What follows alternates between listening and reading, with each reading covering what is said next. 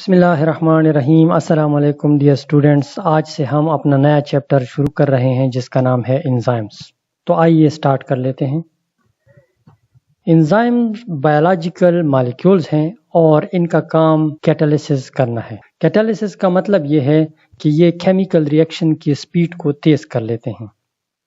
انزائمیٹک reaction میں کوئی بھی مالیکیول جو سبسٹریٹ کہلاتا ہے جس پہ انزائم ایکشن کرتا ہے وہ پروڈکٹ میں تبدیل ہو جاتا ہے۔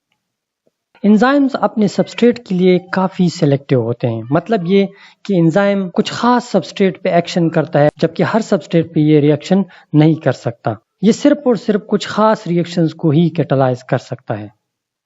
انزائم کے نام ہمیشہ ایز پہ ختم ہوتے ہیں، جیسے کہ ایٹیپیزز۔ اب آئیے میں آپ لوگوں کو ایک اینیمیٹڈ ایگزامپل سے انزائم کے ایکشن کو ایکسپلین کر دیتا ہوں۔ Suppose this is an enzyme, یہ اس کا ایکٹیو سائٹ ہے اور یہ سپوز ایک سبسٹریٹ ہے۔ یہ سبسٹریٹ پہلے تو ایکٹیو سائٹ کے ساتھ بائنڈ ہو جائے گا اور آپ دیکھ سکتے ہیں کہ ایکٹیو سائٹ اور سبسٹریٹ کے شیپ ایک دوسرے کے بالکل کمپلیمنٹری ہیں، جسٹ لائک لاک اینڈ کی۔ جب یہ سبسٹریٹ ایکٹیو سائٹ کے ساتھ بائنڈ ہو جاتا ہے تو انڈیوسڈ فٹ ماڈل کے مطابق یہ اپنی شیپس تھوڑی سی چینج کر سکتے ہیں، جس کی وجہ سے سبسٹریٹ پروڈکٹس میں تبدیل ہو جاتا ہے اور انزائم واپس اپنی حالت میں آ جاتا ہے۔ Characteristics of enzymes. انزائم جو ہوتا ہے وہ ایکچولی ایکٹیویشن انرجی کو ڈیکریز کر دیتا ہے، جس کے نتیجے میں پروڈکٹس جلدی بن جاتے ہیں اور ریئیکشن کا ایکویلیبریم سٹیٹ تیزی سے پہنچ جاتا ہے۔ انزائمز ملینز ٹائم ریئیکشن کو تیز کر دیتے ہیں بنسبت ان کیٹالائزڈ ریئیکشنز کے۔ انزائمز ڈیورنگ ریئیکشن کنزیوم نہیں ہوتے اور آخر میں انزائم واپس اپنی حالت میں اور اپنی مقدار میں موجود ہوتے ہیں۔ انزائمز ریئیکشن کے ایکویلیبریم سٹیٹ کو بھی تبدیل نہیں کرتے۔ انزائمز اپنے سبسٹریٹ کے لیے ہائیلی اسپیسیفک ہوتے ہیں۔ انزائمز ڈی نیچر بھی ہو سکتے ہیں۔ ڈی نیچریشن کا مطلب یہ ہے کہ وہ انفولڈ ہو جاتے ہیں اور ان ایکٹیویٹڈ ہو جاتے ہیں۔ اس کی ان ایکٹیویشن اور ڈی نیچریشن کے کئی وجوہات ہو سکتی ہیں، مثلا ہیٹ یا دوسرا کوئی کیمیکل ڈی نیچرنگ، جو کہ انزائم کے نیٹو سٹرکچر کے درمیان مختلف قسم کے بانڈز کو ڈسرپٹ کر دیتا ہے اور اس طرح انزائم ڈی نیچر ہو جاتا ہے۔ ڈی نیچریشن ریورسیبل بھی ہو سکتا ہے اور ایریورسیبل بھی ہو سکتا ہے۔ بعض آر این اے مالیکیولز بھی ایسے موجود ہیں جو کہ ریئیکشن کو کیٹالائز کر سکتے ہیں اور ریئیکشن کی سپیڈ کو بڑھا سکتے ہیں۔ ایسے انزائمز کو رائبوزائمز کہا جاتا ہے۔ Structure of enzyme. Enzyme nature میں پروٹین ہوتے ہیں، یعنی وہ امائنو ایسڈز کے پولیمر سے بنے ہوتے ہیں۔ ان کی اسٹرکچر عموماً گلوبولر شیپ رکھتی ہے۔ ان میں جنرلی 62 سے لے کر 2500 تک امائنو ایسڈز موجود ہوتے ہیں۔ انزائم میں سارے کا سارا انزائم ریئیکشن میں حصہ نہیں لیتا، اس کا ایک مخصوص حصہ ہوتا ہے جسے ایکٹیو سائٹ کہا جاتا ہے، اور وہاں پہ 2 سے 4 یا 5 تک امائنو ایسڈز ہوتے ہیں جو ایکچولی ریئیکشن کے کیٹالیسس میں حصہ لیتے ہیں۔ یہ کیٹالیٹک ریجن سبسٹریٹ کے ساتھ بائنڈ ہو جاتا ہے اور اس کو پروڈکٹ میں تبدیل کر دیتا ہے اور اس طرح ریئیکشن واقع ہو جاتا ہے۔ انزائمز میں ایکٹیو سائٹ کے علاوہ اور سائٹ بھی ہوتے ہیں جہاں پہ کو فیکٹرز بائنڈ ہوتے ہیں۔ بعض دفعہ مختلف قسم کے پروٹین ایک ساتھ مل کر ایک کمپلیکس پروٹین بناتے ہیں اور وہ سارے کے سارے انزائم جو کمپلیکس بناتے ہیں وہ پھر ایک خاص فنکشن پرفارم کرتے ہیں۔ Mechanism of action of enzymes. Enzyme کے میکینزم کو ایکسپلین کرنے کے لیے 2 تھیوریز ہمارے پاس موجود ہیں جسے آپ ماڈلز بھی کہتے ہیں۔ ایک ہے لاک اینڈ کی ماڈل اور دوسرا ہے induced fit model. Lock and key model کو ایمیل فشر نے پروپوز کیا تھا۔ کب پروپوز کیا تھا؟ 1894 میں۔ ایمیل فشر کے مطابق انزائمز سبسٹریٹ کے لیے ہائیلی اسپیسیفک ہوتے ہیں۔ انزائمز اور سبسٹریٹ دونوں ریجڈ مالیکیولز ہوتے ہیں اور وہ دونوں آپس میں کمپلیمنٹری شیپس رکھتے ہیں، یعنی وہ ایک دوسرے میں فٹ ہو سکتے ہیں۔ جس طرح لاک اور کی ایک دوسرے میں فٹ ہوتے ہیں، اسی طرح انزائمز اور سبسٹریٹ بھی ایک دوسرے میں فٹ ہوتے ہیں اور ایک دوسرے کے کمپلیمنٹری ہوتے ہیں۔ یہ ماڈل انزائم کی اسپیسیفسٹی کو تو ایکسپلین کر سکتی ہے، لیکن ٹرانزیشن سٹیٹ میں کمپلیکس اپنی اسٹیبلٹی کیسے گین کرتا ہے وہ اس فینومینن کو ایکسپلین نہیں کر سکتا۔ اب آئیے لاک اینڈ کی ماڈل کو ایک اینیمیشن کے ذریعے سے سمجھتے ہیں۔ سپوز یہ ایک انزائم ہے۔ لاک اینڈ کی ماڈل میں لاک کو انہوں نے انزائم کنسیڈر کیا ہے، لیکن میں سمجھتا ہوں کہ اگر یہ سبسٹریٹ کنسیڈر کیا جائے تو زیادہ بہتر رہے گا، کیونکہ انزائم جب ایکشن کرتا ہے سبسٹریٹ پہ تو وہ پروڈکٹ میں تبدیل ہو جاتا ہے، اور یہاں پہ لاک پہ جب چابی ایکشن کرتا ہے تو چابی میں کوئی چینج نہیں آتا بلکہ تالے میں چینج آ جاتا ہے، لہٰذا لاک جو ہے وہ ایز اے سبسٹریٹ ہوگا اور کی ایز اے انزائم ہوگا، اسی لیے لاک جو ہے وہ جب اوپن ہو جاتا ہے تو وہ پروڈکٹ بن جاتا ہے۔ لیکن جو تھیوری ہے اس میں lock as a enzyme consider کیا گیا ہے، اسی طرح چابی کو ایز اے سبسٹریٹ کنسیڈر کیا گیا ہے، لیکن میں اس کو یہاں پہ انزائم کنسیڈر کرتا ہوں، لہٰذا جب چابی لاک کے اندر چلی جاتی ہے تو لاک اوپن ہو جاتا ہے اور پروڈکٹ بن جاتا ہے۔ یہ تھا لاک اینڈ کی ماڈل کی اینیمیٹڈ ایکسپلینیشن۔ دوسرا ماڈل ہے انڈیوسڈ فٹ ماڈل۔ اس کو پیش کیا تھا ڈینیل کوشلینڈ نے 1958 میں۔ یہ model actually lock and key model کا موڈیفائڈ ورژن ہے۔ اس ماڈل کے مطابق انزائمز اور سبسٹریٹ دونوں فلیکسیبل سٹرکچرز رکھتے ہیں، جبکہ لاک اینڈ کی ماڈل کے مطابق دونوں ریجڈ سٹرکچر رکھتے ہیں۔ لاک اینڈ کی ماڈل میں ہم نے پڑھا تھا کہ یہ جو شیپس ہوتے ہیں ایکٹیو سائٹ اور سبسٹریٹ کے وہ کافی ریجڈ ہوتے ہیں اور وہ چینج نہیں ہوتے اور وہ ایک دوسرے کے کمپلیمنٹری ہوتے ہیں۔ یہاں پہ بھی وہ ایک دوسرے کے کمپلیمنٹری تو ہیں لیکن وہ کنٹینیوسلی انٹریکشن ایک دوسرے کے ساتھ کرتے جاتے ہیں اور اپنی شیپس کو اس کے مطابق ڈالتے رہتے ہیں۔ یعنی سبسٹریٹ ایک ریجڈ ایکٹیو سائٹ میں بائنڈ نہیں ہوتا بلکہ ایک فلیکسیبل بائنڈنگ سائٹ میں بائنڈ ہو جاتا ہے۔ اس کا مطلب یہ ہوا کہ اگر انزائمز کے ایکٹیو سائٹ اور سبسٹریٹ کی شیپ میں تھوڑی بہت معمولی سی چینج بھی ہو تو وہ ایک دوسرے کو ایڈجسٹ کر سکتے ہیں۔ یہی تو وجہ ہے کہ ایک انزائم بعض دفعہ ڈفرینٹ قسم کے سبسٹریٹ پر ایکشن کر سکتا ہے اور اس طرح انزائم اپنی کیٹالیٹک ایکٹیویٹی پرفارم کر دیتا ہے۔ اب آئیے اس کی بھی گرافیکل ریپرزنٹیشن دیکھ لیتے ہیں۔ اس مثال سے ہم انڈیوسڈ فٹ ماڈل کو بہتر طریقے سے سمجھ سکتے ہیں۔ مثلا یہ ہمارا ہاتھ ہے اور یہ گلاو ہے۔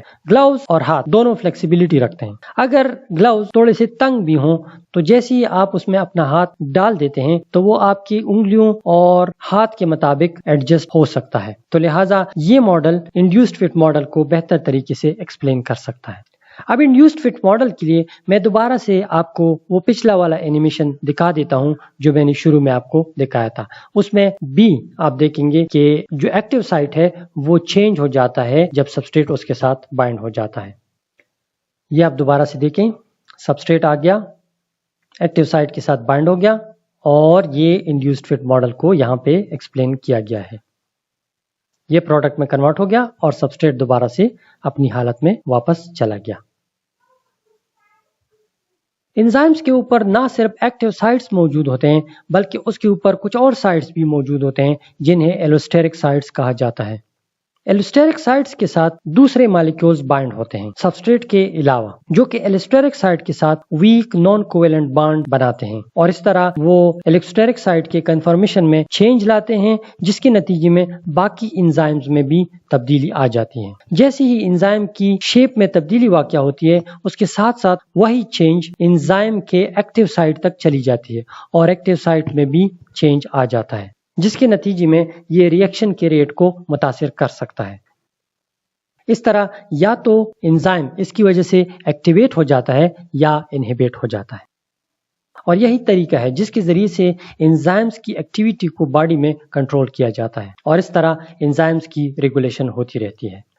بہت سے انزائمز ایسے ہیں جن کے لیے ایک نان پروٹین مالیکیول کی ضرورت ہوتی ہے اور اس نان پروٹین پارٹ کو کوفیکٹر کہا جاتا ہے۔ کوفیکٹر کو ایک طرح سے اس طرح بھی کلاسیفائی کیا جا سکتا ہے کہ آپ کوفیکٹر کو ایک طرح سے انارگینک اور آرگینک میں کلاسیفائی کیا جا سکتا ہے۔ انارگینک میں شامل ہوتے ہیں میٹل آئنز اور آئرن سلفر کلسٹرز، جبکہ آرگینک میں شامل ہے فلیوین اور ہیم وغیرہ۔ دوسری جانب آپ ان کو پروسٹیٹک اور کو انزائمز میں بھی کلاسیفائی کر سکتے ہیں۔ پروسٹیٹک وہ کوفیکٹرز ہوتے ہیں جو ٹائٹلی باؤنڈ ہوتے ہیں انزائم کے ساتھ، مثلا ہیم۔ اسی طرح کو انزائمز وہ مالیکیولز ہوتے ہیں جو انزائم کے ساتھ لوزلی باؤنڈ ہوتے ہیں اور وہ آسانی سے انزائم سے ڈیٹیچ ہو سکتے ہیں، مثلا NADH، NADPH اور ATP وغیرہ۔ انزائمز کے پارٹس، جیسے کہ ابھی میں نے آپ کو ذکر کیا کہ انزائم کے ساتھ ایک اور پارٹ بھی باؤنڈ ہوا ہوتا ہے جسے کو فیکٹر کہا جاتا ہے۔ تو ایسے انزائمز جس کے لیے ایک اضافی پارٹ یعنی کو فیکٹر کی ضرورت ہوتی ہے ایکٹیویٹی کے لیے، تو ان انزائمز کو اس وقت ایپو انزائمز کہا جاتا ہے جب ان کے ساتھ کو فیکٹر اٹیچڈ نہیں ہوا ہوتا ہے۔ جب ان کے ساتھ اپنا کو فیکٹر باؤنڈ ہو جاتا ہے یا کو فیکٹرز جو ہوتے ہیں وہ باؤنڈ ہو جاتے ہیں تو پھر یہ ایک کمپلیٹ انزائم بن جاتا ہے، تو اس صورت میں اس کو پھر ہولو انزائم کہا جاتا ہے۔ اور اس کا جو کو فیکٹر پارٹ ہے اس کو آپ کو انزائم بھی کہہ سکتے ہیں، جس طرح پچھلے سلائیڈ میں آپ نے دیکھا، یا آپ اس کو ایز اے ہول کو فیکٹر بھی بول سکتے ہیں۔ انزائمز کے بایولوجیکل فنکشنز، یہ سیل کے سگنل ٹرانسڈکشن میں کافی اہم کردار ادا کرتے ہیں۔ اسی طرح سیل کے اندر مختلف پاتھ ویز کو ریگولیٹ کرنے کا کام بھی یہی انزائم سر انجام دیتے ہیں، مثلا گلائکالسس اور کریبس سائیکل وغیرہ وغیرہ۔ ہمارے مسلز کے کنٹریکشن میں بھی انزائمز انوالو ہوتے ہیں۔ اسی طرح سائٹوسکیلیٹن کے پارٹ کے طور پر یہ کارگو کو سیل کے اندر ایک جگہ سے دوسری جگہ موو کرنے میں بھی ہیلپ کرتے ہیں۔ اے ٹی پیز جو کہ ایک قسم کے آئن پمپس ہیں، وہ سیل کے اندر اور باہر ایکٹیو ٹرانسپورٹ میں انوالو ہوتے ہیں۔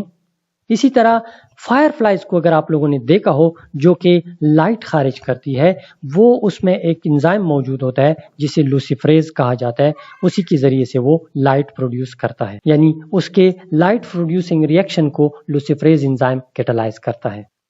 وائرسز جو ہیں وہ کچھ خاص انزائمز رکھتے ہیں جس کے ذریعے سے وہ سیل کو انفیکٹ بھی کرتے ہیں اور سیل کی مشینری کو اپنے کنٹرول میں بھی لے لیتے ہیں، مثلا HIV کا انٹیگریز انزائم یا ریورس ٹرانسکرپٹیز انزائم۔ اسی طرح وائرسز جب سیل سے ریلیز ہوتے ہیں، مثلا انفلوئنزا وائرس، تو وہ نیورامینیڈیز انزائم اس کے لیے یوز کرتے ہیں۔ اسی طرح ہمارے ڈائجسٹو سسٹم میں بھی انزائمز کا بہت اہم رول ہے۔ یہی انزائمز ہیں جو ہمارے مختلف خوراک کے کمپوننٹس کو ڈائجسٹ کرنے میں ہیلپ کرتے ہیں، مثلا ایمائلیزز اور پروٹیزز انزائمز، جو کہ بڑے بڑے مالیکولوں کو توڑ کر چھوٹے چھوٹے پارٹس میں ڈیوائڈ کر دیتے ہیں، جس کی وجہ سے وہ ایبزارپشن کے قابل ہو جاتے ہیں۔ جیسے کہ میں نے شروع میں ذکر کیا کہ یہ میٹابولک پاتھ ویز کو ریگولیٹ کرتے ہیں۔ میٹابولک پاتھ ویز میں مثلا گلائکالسس آتا ہے، یا کریبس سائیکل، یا الیکٹران ٹرانسپورٹ چین وغیرہ، یا یوریا سائیکل وغیرہ شامل ہیں۔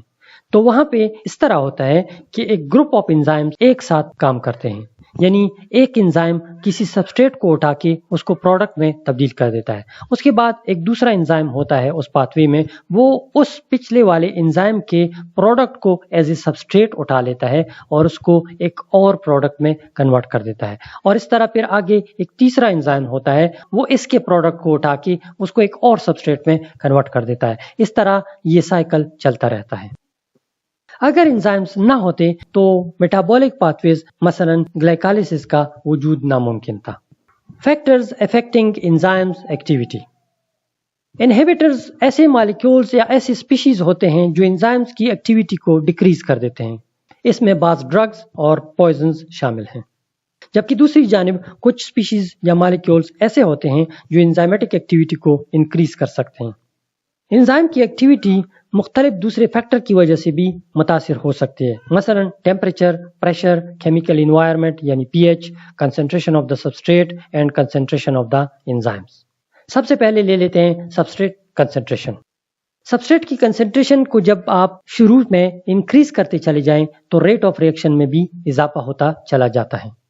اس کی وجہ یہ ہوتی ہے کہ جو آپ سبسٹریٹ کے مالیکولوں کی تعداد بڑھاتے چلے جاتے ہیں تو وہاں پہ چونکہ انزائمز کی کافی مقدار موجود ہوتی ہے، تو اس طرح سبسٹریٹ کے مالیکولوں کی تعداد بڑھاتے چلے جانے سے ہر انزائم کے ساتھ سبسٹریٹ کے مالیکولوں کو ٹکرانے کا موقع مل جاتا ہے، اور اس طرح ریئیکشن سپیڈ بڑھ جاتا ہے۔ لیکن یہ سلسلہ ایک خاص حد تک جاری رہتا ہے اور اس کے بعد یہ رک جاتا ہے، یعنی اس کے بعد اگر آپ سبسٹریٹ کے مالیکولوں میں اضافہ کرتے چلے جائیں تو اس کی ریئیکشن ریٹ میں کوئی اضافہ نہیں ہوتا۔ مثلا آپ کے پاس 5 انزائمز مالیکول اویلیبل ہیں اور آپ ایک مالیکول سبسٹریٹ کا ڈال دیں تو وہ ریئیکشن سپیڈ سلو ہوگا، یعنی پر سیکنڈ سپوز ایک مالیکول سبسٹریٹ سے پروڈکٹ میں تبدیل ہوگا۔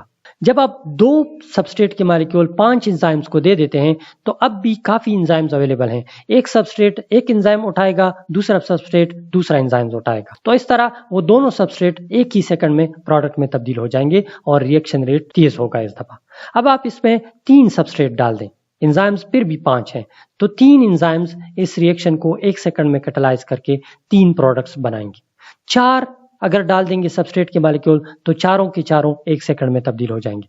अब जब आप 5 सबस्ट्रेट डालेंगे तो अब हमारे पास एंजाइम्स भी 5 होंगे, तो पांचों के पांचों एंजाइम्स पांचों के पांचों सबस्ट्रेट को उठा के उनको प्रोडक्ट्स में तब्दील करेंगे 1 ही सेकंड में। तो यहां तक तो इंक्रीज होगा रिएक्शन रेट में सबस्ट्रेट के मॉलिक्यूलों के बढ़ाने के साथ। अब जब आप छठा मॉलिक्यूल सबस्ट्रेट का इसके साथ ऐड करेंगे तो 5 सबस्ट्रेट के मॉलिक्यूलों को तो 5 एंजाइम्स के मॉलिक्यूल उठाएंगे, लेकिन छठा रह जाएगा। लिहाजा इस दफा भी रिएक्शन रेट वही रहेगा जिस वक्त आपने 5 सबस्ट्रेट डाले थे, ये उसके बराबर होगा। लिहाजा मजीद रेट ऑफ रिएक्शन में इंक्रीज नहीं होगा। और इस फिनोमिनन को लिमिटिंग फैक्टर कहा जाता है कि अब सबस्ट्रेट लिमिटिंग फैक्टर नहीं हुआ, अब एंजाइम लिमिटिंग फैक्टर का किरदार अदा करेगा। जैसे कि मैंने अभी जिक्र किया कि 5 एंजाइम्स के साथ 5 सबस्ट्रेट अटैच हो जाएंगे, तो एंजाइम्स तो सैचुरेट हो गया। अब इसके ऊपर फर्दर सबस्ट्रेट डालने से कोई फायदा नहीं होगा, क्योंकि एंजाइम्स ऑलरेडी सैचुरेट हो चुके होंगे और वो अपनी मैक्सिमम पॉसिबल रेट पे रिएक्शन कर रहे होंगे। ये ग्राफ सबस्ट्रेट की कंसंट्रेशन को बढ़ाने को एक्सप्लेन कर रहा है। जो आप सबस्ट्रेट डालते चले जाएं, रेट ऑफ रिएक्शन ऊपर जा रहा है, बढ़ रहा है, और एक खास हद तक पहुंचकर रेट ऑफ रिएक्शन रुक जाता है और कांस्टेंट हो जाता है। दूसरा है एंजाइम कंसंट्रेशन। एंजाइम कंसंट्रेशन को भी just like substrate concentration explain किया जा सकता है। जैसे जैसे आप एंजाइम की कंसंट्रेशन बढ़ाते चले जाते हैं, रेट ऑफ रिएक्शन में इजाफा होता चला जाता है, बशर्ते कि आपने सबस्ट्रेट की कंसंट्रेशन को कांस्टेंट रखा हुआ है। जैसे जैसे मजीद एंजाइम्स के मॉलिक्यूल डालते चले जाएंगे, ज्यादा एंजाइम के मॉलिक्यूल ज्यादा सबस्ट्रेट के मॉलिक्यूलों के साथ कोलाइड होते रहेंगे। Just like substrate concentration, enzyme concentration में इजाफा करने से भी एक खास हद तक पहुंचकर रेट ऑफ रिएक्शन कांस्टेंट हो जाएगा। इसकी भी वही वजह है, यानी enzyme is no longer a limiting factor. अब लिमिटिंग फैक्टर सबस्ट्रेट बन जाता है। इसको भी मैं उसी तरीके से एक्सप्लेन कर दूंगा, यानी अगर आपके पास 5 सबस्ट्रेट मॉलिक्यूल पड़े हुए हैं और आप उसमें एक एंजाइम का मॉलिक्यूल डाल देते हैं, तो रिएक्शन क्या होगा कि वो एक सबस्ट्रेट को 1 सेकंड में प्रोडक्ट में कन्वर्ट करेगा। तो लिहाजा इसमें 5 सेकंड लगेंगे एंजाइम को कि पांचों के पांचों सबस्ट्रेट को वो प्रोडक्ट में तब्दील करें। अब अगर आप 2 एंजाइम्स डालेंगे तो 2 एंजाइम्स 1 सेकंड में 2 सबस्ट्रेट उठा के प्रोडक्ट्स में तब्दील करेगा। तो इस तरह हमारे पास 2.5 सेकंड में 5 के 5 सबस्ट्रेट तब्दील हो जाएंगे। अब अगर आप इसमें तीसरा एंजाइम भी डालेंगे तो वो 3 सबस्ट्रेट उठाएंगे एक साथ और उसको 1 सेकंड में तब्दील करेंगे, और दूसरे सेकंड में वो बाकी 2 भी तब्दील हो जाएंगे। इसी तरह अगर आप इसमें 5 एंजाइम्स डालेंगे तो पांचों के पांचों सबस्ट्रेट 1 ही सेकंड में तब्दील हो जाएंगे प्रोडक्ट में। लेकिन अब एंजाइम्स और सबस्ट्रेट काफी सैचुरेट हो गए। अब अगर आप छठा एंजाइम का मॉलिक्यूल ऐड करेंगे तो उसका कोई फायदा नहीं होगा, क्योंकि 5 एंजाइम्स 5 सबस्ट्रेट को उठा के उसको प्रोडक्ट में ऑलरेडी कर चुके होंगे। ये ग्राफ जस्ट लाइक पिछला ग्राफ है। इसमें आप देख सकते हैं कि जैसे जैसे एंजाइम की कंसंट्रेशन आप बढ़ाते चले जाते हैं, रेट ऑफ रिएक्शन बढ़ता चला जाता है और एक खास हद तक पहुंचकर रिएक्शन रेट कांस्टेंट हो जाता है। तीसरा है हमारे पास टेम्परेचर, जो कि एंजाइम की एक्टिविटी को मुतासिर कर सकता है। जो आप टेम्परेचर को इंक्रीज करते चले जाते हैं, रेट ऑफ रिएक्शन में इजाफा होता है, और इसकी वजह है काइनेटिक एनर्जी में इंक्रीज, क्योंकि जब आप काइनेटिक एनर्जी उसकी बढ़ा देते हैं तो उसमें एक दूसरे से टकराव का अमल भी तेज हो जाता है, जिसकी वजह से रेट ऑफ रिएक्शन बढ़ता है।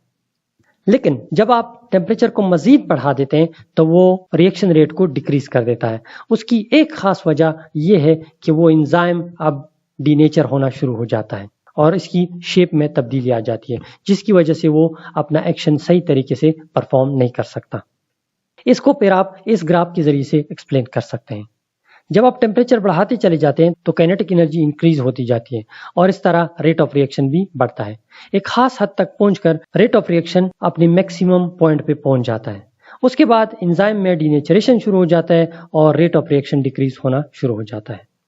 पीएच मुख्तलिफ एंजाइम्स के लिए ऑप्टिमम पीएच डिफरेंट होता है। ऑप्टिमम पीएच से मुराद ये है कि जिस पे एंजाइम्स की एक्टिविटी मैक्सिमम होती है और उस पीएच पे एंजाइम का एक्टिव साइट कॉम्प्लीमेंट्री शेप रखता है सबस्ट्रेट के शेप के साथ, और ऑप्टिमम पीएच पे रेट ऑफ रिएक्शन भी ऑप्टिमम होता है। जब आप इस पीएच को थोड़ा सा ऊपर या नीचे ले आते हैं तो ये रिएक्शन रेट को डिक्रीज कर देता है। اس کی وجہ یہ ہوتی ہے کہ ایکٹیو سائٹ کی شیپ میں تبدیلی آ جاتی ہے ہائیڈروجن اور ہائیڈروکسل آئنوں کی انکریز یا ڈیکریز ہونے کی وجہ سے. تو اب ایکٹیو سائٹ کا شیپ سبسٹریٹ کے شیپ کے ساتھ کمپلیمنٹری نہیں رہتا، جس کی وجہ سے rate of the reaction decrease ہو جاتا ہے. اگر آپ تھوڑی سی تبدیلی پی ایچ میں کر دیتے ہیں تو اس کی وجہ سے پرماننٹ چینج واقع نہیں ہوتا، کیونکہ جب آپ وہ پی ایچ دوبارہ سے نارمل کر دیتے ہیں، آپٹیمم پہ لے آتے ہیں، تو وہ بانڈز جو ٹوٹ چکے ہوتے ہیں وہ دوبارہ سے بن جاتے ہیں. لیکن اگر آپ ایکسٹریم چینجز کریں گے پی ایچ میں تو وہ انزائمز کو ڈی نیچر کر دیں گے پرماننٹلی، اور اس طرح وہ واپس اپنی حالت میں نہیں آ سکیں گے، اور اس کی وجہ سے وہ اپنا فنکشن لوز کریں گے. اس کو پھر آپ اس طرح کے ایک گراف سے ایکسپلین کر سکتے ہیں. پی ایچ کے انکریز کے ساتھ ساتھ اس کی ایکٹیویٹی بھی بڑھتی چلی جاتی ہے، اور ایک خاص حد تک پہنچ کر انزائم کا ایکٹیو سائٹ کمپلیمنٹری ہو جاتا ہے سبسٹریٹ کے شیپ کے ساتھ، اور وہاں پہ وہ maximum rate of reaction perform کرتا ہے. لیکن جو آپ اس کی پی ایچ کو بڑھاتے چلے جاتے ہیں تو دوبارہ سے اس کا ایکٹیو سائٹ چینج ہو جاتا ہے، اور یہ پھر مزید کمپلیمنٹری نہیں رہتا سبسٹریٹ کے شیپ کے ساتھ. یہاں تک ہمارا آج کا لیکچر ختم ہو جاتا ہے. Thank you. اللہ حافظ.